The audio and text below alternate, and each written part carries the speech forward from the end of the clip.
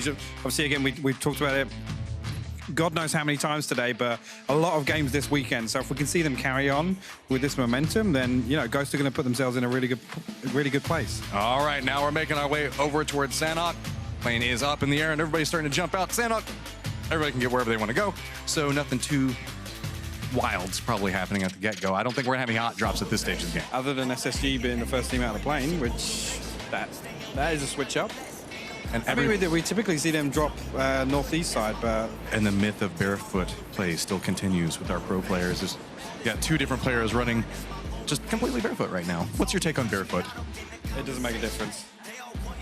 I just doesn't make any difference at all. I have an emotional connection with my avatar, so whenever I'm running across like Sanhok, I'm like, no, that would suck. I want to put some shoes on you, man. Hetro? Hetro landed in a tree, I guess, and... To be fair, there's a lot of trees. Yeah, there is a lot of trees. That's fair. Looks like Baja's going to go over and get the res for that, but not sure what's going on there because they are pretty close to both Vanquish and Rumblers. Rumblers actually, again, another switch up here. Yeah, Baja's going to be able to go over and get this res. Actually, Reno's pushing over here. I don't know if Reno's got a weapon already, but I'm guessing Baja...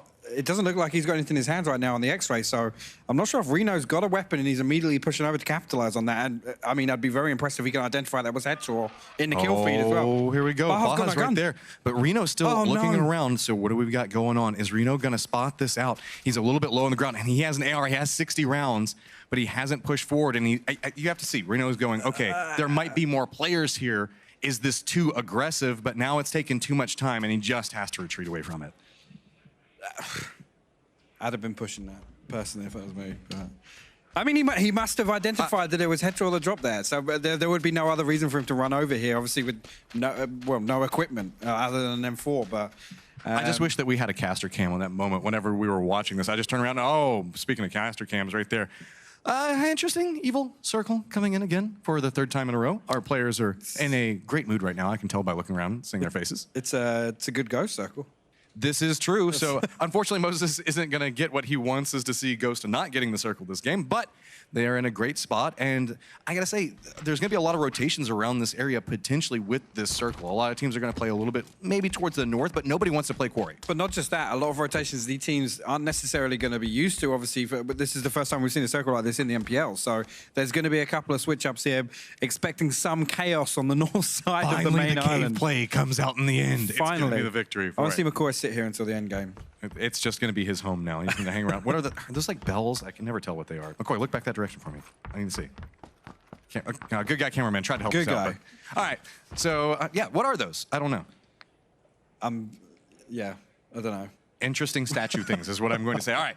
So, McCoy's going to hang out in the cave for quite a while longer, but now rotations are going to start being a little bit more effective. K-Mine's thinking about getting in the truck, but maybe not. Frothy's trolling. Yeah, they're all gonna like load up, and this is dangerous, we will say. 3 people loaded up in a vehicle making a rotation on Sanhok is want to go awry sometimes. I mean, this is something we see Genesis do. They do pile up into a vehicle, obviously still rotating at a 3-minute 30 mark. I love the fact every time we come back at 3 minutes 30, Genesis is rotating. But we have seen them do this a couple of times. They'll get a vehicle, they'll send it center, or at least send it to somewhere where they can then advance on foot a bit further. But Tempo actually already sending some people out above Ghost here, and this is where Genesis is planning on rotating towards. So this could be some early game chaos here. Got Sharp Shot and the rest of the Tempo Storm looking around Hillside, kind of close to Ghost Gaming, who's playing the low ground around them. Genesis did opt into stopping fairly close to the edge of the circle, so their rotation is ended. They did find themselves at home. Early rotation coming out, but it should be noted there are about 6 teams not inside the safe zone yet and have to make fairly long rotations. One of those is Lazarus, another is going to be E United. So interesting split we see coming out from a couple of different teams at this stage as Genesis has abandoned their vehicle, starting to move back down towards the low ground. Reno does manage to spot out one of the Rumblers, and that's going to be Los going down very early. Retaliation does come out from Waldo. Damage is done at this stage, though. Yeah, I'm not sure Tetra's actually in a position to back this up now. You can see, yeah, you can see the bullets flying over, and it looks like Cherry's getting pressure behind this tree as well. So there's a lot of different firing angles coming out from Vanquish right now, and you can see that Rumblers are trying to figure out, okay, which direction do I look? Because they're kind of surrounded. They're along this coastline. Tetra can make a play back over towards us. Waldo's looking around the outside for this. Now, Does anybody spot out Tetra? And no, everybody's looking the opposite direction. That's going to be another Rumbler down. So this is 2 for 1 right now. But Tetra is by himself and has to be very cautious as Waldo is on the hunt for him. Waldo actually, yeah, getting some good tags onto Tetra here. Tetra in a really rough spot because he has no backup from his teammates right now. You can see Fozu on the minimap moving towards it, but Waldo going to back away. He's going to try and prime a nade and throw it towards Tetra. Tetra wisely backing away here. Love to see the play coming out from Vanquish. A lot more aggressive. They were kind of passive the first few weeks, now realizing everything's on the line. You've got to perform at this stage, and these guys are stepping up. I mean, actually, SSG heard this, and they've actually pushed quite far down south. They're just off to the east side of this, as you can see here now from Fozu's perspective. But this is not good for Rumblers or Vanquish. We have an interesting game of Leapfrog going on, and a lot of teams are making rotations through. You can see Sonic's trying to push back over here, but it's going to be Zenith Esports that they're rumbling with. While Player One Esports is taking shots along the outside of this, Tony V is the guy that's pushing in. Is he going to spot out on the move? Look to the right. Yes, he is. So repositions coming out on both sides of this as now Tony V is on the chase.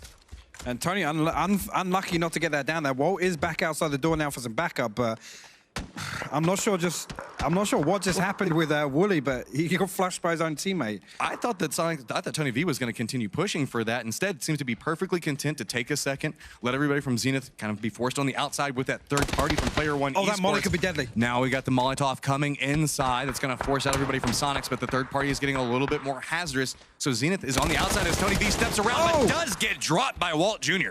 Great knock there from Waldo. You can see Tickleton vaulting out here. He's going to try and open up the same angle. Another Molotov coming out trying to flush out Tony, but Zenith right now getting third party as well, so they need to come back inside the building. Tickleton's already waiting for them. And just like that, Tickleton gets the drop onto one. Here's the footsteps from the other, looking around, trying to figure out what's going on with it. Where did Walt Jr. come in from? Oh, no. And gonna go for a grenade to flush this out. This could be super bad for Walt Jr. He has to abandon the building, running around the outside. That same angle a second ago, he threw that Molotov on, just peeking from window to window right now. One of the members of Sonics is still down, going for the peek along the outside of it, but Tickleton just spins it back around. That is a great knock from Tickleton there. Again, pre-fired the door initially and then swung onto the window, so he's going to be able to get the res off onto Tony V, but Sonics losing 2 this early again on Sanhok, where, you know, points-wise, they've been best performing. So it's settling down just a little bit now. As you can see, Tempo Storm over here next to Genesis. Genesis has been slowly creeping along these hillsides, getting closer and closer towards Tempo Storm. But we do still have Lazarus that's on the outside right now, and Wildcard that's making the cross along the bridge. Circle pops. It's still got some water in it. It's got that bay around there. So Ghost Gaming kind of separated out alongside the bay. Still has a nice control point. But we wouldn't be surprised if we see this slowly make its way more north as the circle progresses, given how much water is still in play in this. Yeah, and the teams we're going to want to watch here, obviously Ghost already setting up with their position around the bay. SSG now in a position where they can hold Rumblers and Vanquish, but Ghost now have the opportunity to kind of get a really aggressive split because of the way this terrain works. See the repositions coming through. Shrimsy looks like he's trying to meet up with Vegas. They're very aware of the territory they already control, so using the backside of that hill to get a little bit more space.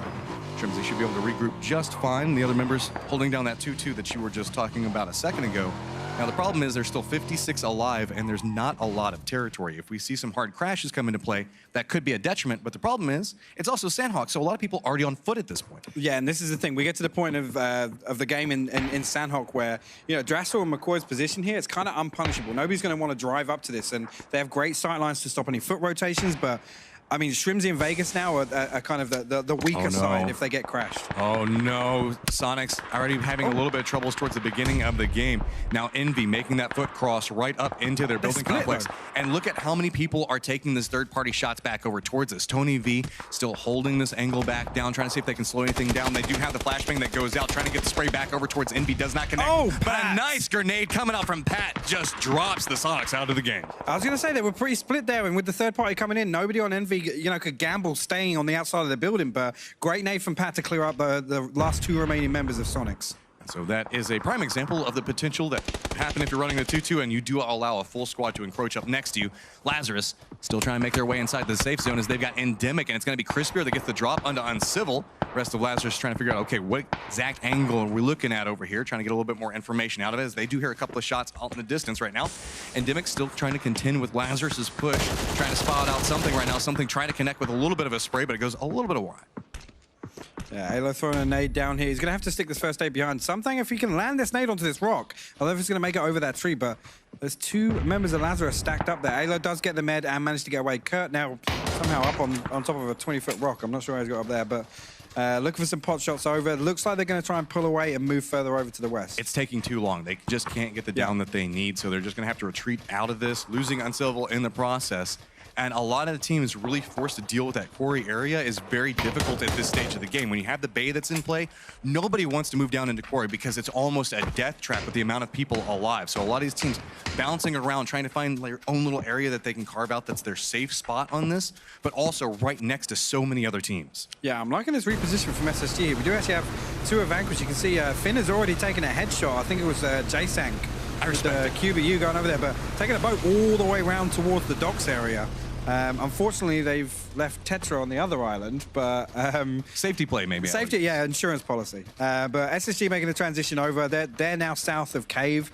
Vanquish now are going to be able to... I mean, they've got a lot of space, but obviously we know coming up we're going to have this water shift, so positioning this close to the water could be an issue for them come next circle. Also, it could be noted is the fact that Ghost feels like they have a lot of control back down in that southern area with this reposition by boat, which we don't see a lot of in competitive Sanhok. That could really open it up for you, but just like you're talking about, Circle goes up towards the north. Vanquish going to have to figure out what they're going to do. Space Station Gaming, not too far to go, but going to go up next to Ghost's Cave, which Riot Squad's also kind of post up around, and Waldo is still way out in the blue right now. Yeah, I mean, Waldo right now, he's just going to wait for another team to die. That's but I mean, he's got to wait for 6 teams to die effectively to pick up any points for it, but... yeah, SSG now in a position where they can move further to the north. Lazarus managing to find themselves a compound, but it is right next to Genesis up on this northwest side. You can always see Genesis taking some pot shots over, and obviously Lazarus already losing one in that previous engagement to Endemic. So with the circle, more and more of Quarry still in play. Less and less area that anybody wants to play in. Well, I mean, that's the thing. Quarry isn't really playable right now because, I mean, any team positioned on the outside, it's just a firing squad. We see Wildcard over here. You can see how congested it's getting on this north side. Over on the northeastern side here, we do have Endemic and Wildcard trying to find their spots. Endemic still having the compound. I don't think Wildcard are going to look to make moves on this, but just further south of this, as you can see, Envy have a split across the road and P1E stacked 4 up in this compound. And look at how many teams are playing right along the edge of Quarry. If any team has to commit to moving down in there, it doesn't matter what cover you can find. You're just going to be shot from so many angles, it doesn't matter. So that's why you see everybody playing along the outside of it, trying to get whatever space they can with it. But it's kind of its own enemy. Sure, the blue is out there trying to get you, but you know if you go into this spot, likely not going to walk back out. No, absolutely not. With this many teams positioned on the compounds right on the edge, it's not feasible right now until, you know, this circle comes much further south. So we do have Wildcard right on the edge with Endemic next to them. A lot of these teams within hugging distance, I would almost say, as SSG going for a high ground position back behind Ghost. I thought they were going to push straight towards Cave, but it looks like they're opting to come further over to the east here. I don't know if they've actually consciously made this decision, but I mean, Ghost have a great setup right now. You can see how spread they are within the compound, so it's going to be really difficult if SSG choose to take this fight. It looks like they're actually going to back off. They've come down to scout this compound, seen this occupied, and they're pulling back.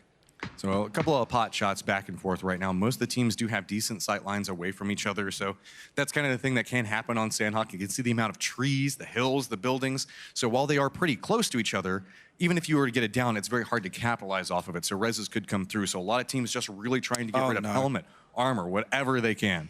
Yeah, and actually SSG obviously opting to pull away from that. They had to run out in the open. Hetero unfortunately getting downed, and we'll actually bleed out as well. So great shots from P1E there. That's like 400 or 500 meters. So unfortunate timing there for SSG to pull back off the hill. But again, the push onto Ghost wasn't the right decision. There's still a couple of very interesting points to play around inside of this circle that we're looking at as Loki's trying to make their push back over towards the safe zone.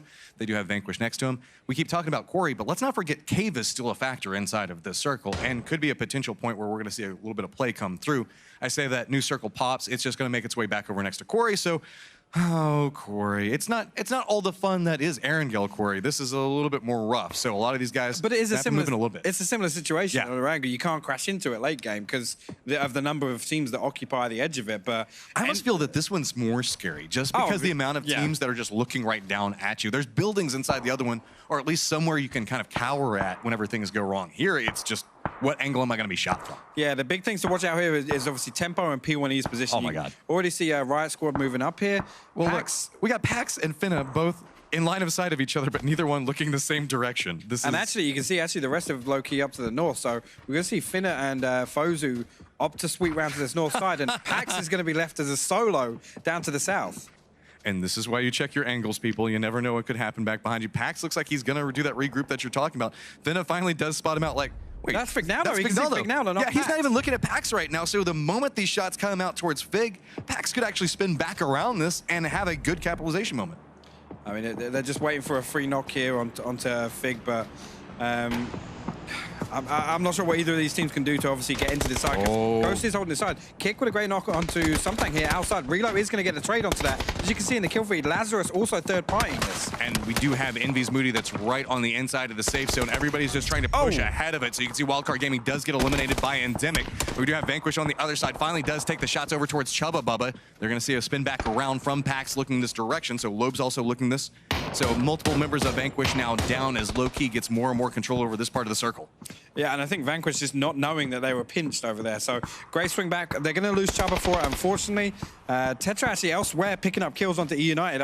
I'm not sure where E-United came into the circle, but they've come up onto the south side of the cave. And Tetra actually managed to get one more kill here, already up to 3 points. So this is a great salvage game for Tetra. This could be very interesting depending on how Tetra wants to play that. There's that little bit of a rock dip that you can use. Gets the shots back over on Sharu. A lot of damage coming through. I don't know if he's going to get this off in time, so he's going to go down.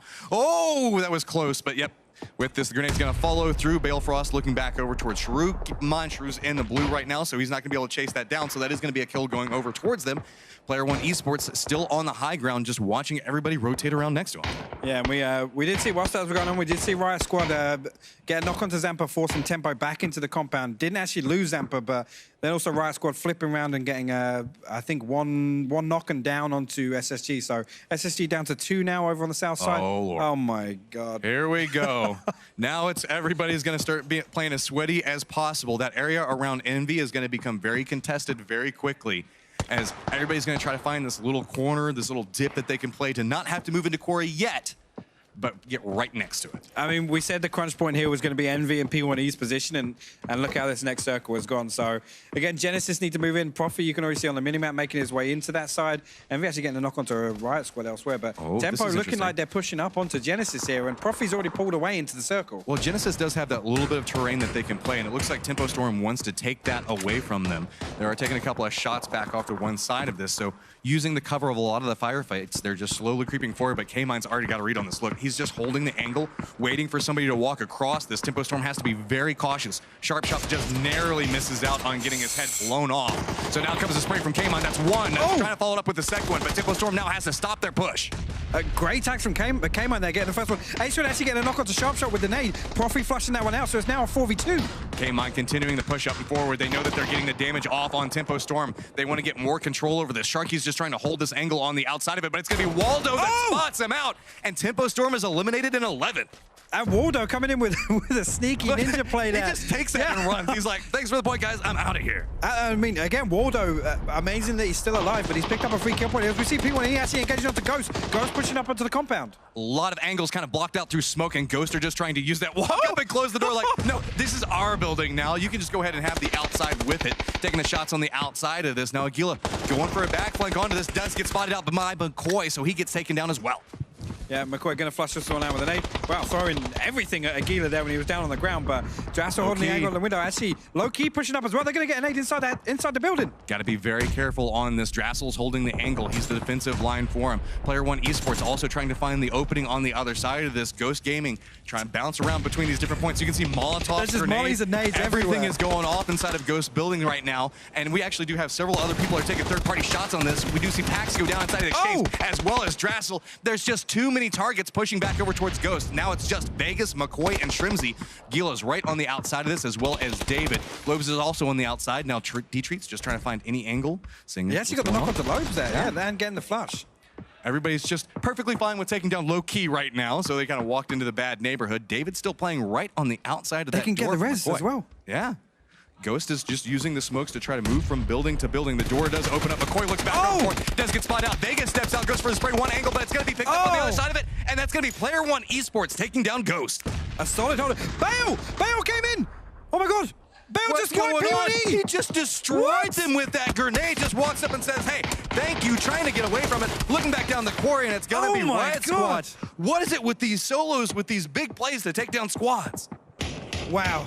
Great timing from Balfrost there. Again, waited exactly for the moment the P1E wipe goes to push in and capitalize on that. We can now see Envy getting a knock onto Nerf and getting the flush. Lazarus as well getting involved in this fight. So Genesis getting picked apart. Lazarus is playing down in this low ground, waiting to see who's going to be moving, and it's going to be Genesis trying to use smokes, trying to make a way on the outside, but no, it's going to be Pretty Curry that takes him down. So 2 members alive for Lazarus, but they are down inside the quarry, and you can see that Envy's looking off on one angle. We've got Riot Squad that's playing the other side as we are down to 10 alive right now. Yeah, and actually, Alo and Curve manages to get themselves a semi-safe spot because this rock pillar in the middle of Quarry obviously blocking line of sight by Envy, and VZ actually pushing all the way up to Envy. And obviously, they're in the same sight line. They can't actually see Lazarus. 7 kills right now for Riot Squad. They are playing the low ground. Envy has a high ground around them. So, a couple of shots going back over towards Lazarus. Purdy Curdy does go down. Alo doesn't really have the cleanest of angles to make the push back over for this, but there's a little bit of terrain that might give enough cover. If slowly Purdy can crawl back over behind that rock, there might be a chance, but that's going to slow them down even more. The blue's going to start coming in any second now, and Riot Squad, Protege starting to make a little bit more of an aggressive push back up behind Envy. I like this spread though, because what they need to do is they need to kind of control Envy to not come down from this ridge. Obviously, we're banking on the next circle being fairly central, but if Riot Squad can stop Envy from coming out of the compound, it's going to be huge for next circle. But we cannot forget about Patron back over there. If he makes a push down inside this, the moment that Riot Squad pushes forward, that's going to unhinge all of Riot Squad's plan. Well, not going to have to worry about it. Why'd you talk about it? Taro takes care of it for you, but now you can see the res does come through, and it's going to be a couple of steps coming up from Lazarus. Purdy Curdy does get knocked again as the high ground being such a strong point for it. And now Riot Squad still just trying to hold this low ground position, but Alo's on the other side of these rocks. Mystery's trying to figure out what's going on for it, and it's just a little bit more dangerous. The spray goes back forward. Alo does manage to get that one, and that's going to be more damage back over towards Riot Squad. Yeah, I mean, things fell apart there. VZ overextending on the ledge, opening up the line of sight for Envy. Moody now looking to shut down Alo, and obviously Protege is just going to chill on the south side of this. I was going to say he's going to chill. He's not chilling. He was chilling on the south side of the fence, but he also knows exactly where Alo is because obviously Alo got the down onto his teammate. So right now, Alo's in a tough spot. 9 kills, 4 up for Envy right now. They have the high ground. They have so much control. You can see why you do not want to play back down in this lower area. Protege's under a lot of harassment right now. Grenades coming through. You're on no life left. He goes for the peek back over towards it, but it's going to be Envy walking away with 10 kills and the round win. I mean, great performance there from Envy to come in towards the end game again. Held that compound down from obviously all the teams in the east side that were trying to rotate in. But again, taking great control of the quarry, which we already said was a difficult place to fight endgame. Yeah, especially the amount of control that Envy was managing to influence on that. You could see that everybody was just having to bounce from those little quarried out bricks back and forth. It was just once Lazarus committed to going down there, sure, they managed to take out Genesis that was trying to circle back behind them, but it was as good as dead from there. Even Riot Squad trying to push up that hillside couldn't breach up that side. There was just so many control points that Envy just had on lockdown. Like I said,